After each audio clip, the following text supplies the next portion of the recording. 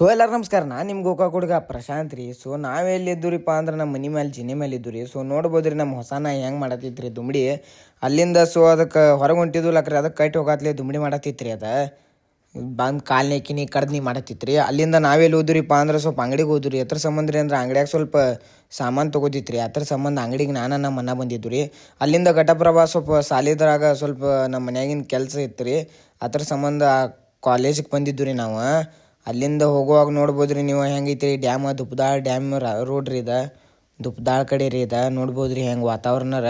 ಅಲ್ಲಿಂದ ಫಾಲ್ಸಿಗೆ ಬಂದಿದ್ರಿ. ಫಾಲ್ಸ್ನಾಗ ಎಲ್ಲ ಗಾಡಿ ಮೇಲೆ ತಮ್ಮ ಲವರ್ ಹೆಸರು, ತಮ್ಮ ಫೋನ್ ನಂಬರ್ ಒಂದು ಇಬ್ಬರು ಬಿಡ್ರಿ, ಎಲ್ಲಕ್ಕೆಲ್ಲ ತಮ್ಮ ಲವರ್ ಹೆಸರು ಬರ್ದಿರಿ ನೋಡ್ರಿ. ನೀರಂತರೂ ಕಮ್ಮಿ ಇತ್ತು ರೀ ಫಾಲ್ಸ್ದಾಗ.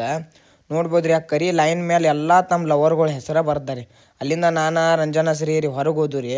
ಸ್ವಲ್ಪ ಹೊರಗೆ ಕೆಲ್ಸ ಇತ್ತು ಅನ್ನೋದ್ಲೆ ನಾನು ಶ್ರೀ ರೀ ರಂಜನ್ ಹೋದು ರೀ. ಮುಂದೆ ನೋಡ್ರಿ ನೀವು ಶ್ರೀಯರಿನ ಸ್ಟೈಲ್ ಹೆಂಗೈತ್ರಿ ಫುಲ್ದು ದಾಮ್ ನೋಡ್ರಿ. ನಮ್ಮ ದೋಸ್ತ್ ಸೈದ್ ಏನು ಯೋಚನೆ ಮಾಡ್ಕೊತ ಕೂತಿದ್ದೆ ಅಂಬಲ್ರಿ, ಯಾರು ಗುಂಗನ್ಯಾಗ ಕೂತಿದ್ರಿ ಅವ್ ನೋಡ್ರಿ ಇಲ್ಲಿ ಸೊಂಡಿ ತಿಕ್ಕೋತ್ ನಿಂತಿದ್ರಿ. ನಮ್ಮ ಶ್ರೀ ರೀ ಸ್ಟೈಲ್ ನೋಡ್ರಿ ಒಂದೀಗ ಹೌದಾ ಹುಲಿ ಖುಷಿಯಿಂದ ನಗಾತಿದ್ ನೋಡ್ರಿ ನಮ್ಮ ಶ್ರೀ ರೀ.